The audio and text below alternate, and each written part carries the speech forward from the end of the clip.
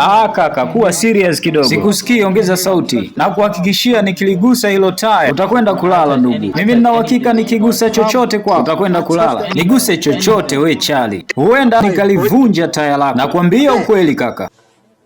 Wapi? Mimi nahisi nitakuvunja wewe taya lako kwa ngumi yangu ya hook. Mimi nitakuona tu umeanguka katika sakafu ukiwa na taya lishapasuka. Una hata ngumi zenye nguvu. Utakwenda tu katika ncha. Nakwambia utakwenda katika ncha tu ya taya. Hutakwenda kuligusa taya. Nitakuvunja taya lako. Kaka, na kuahidi nitakuvunja taya lako. Tena usijaribu hata kumleta mama yako au mwanao wa kike. Usiwalete kabisa. Usiwalete kabisa. Usiwalete kabisa. Nakuja nao na utawaona. Usiwalete kabisa.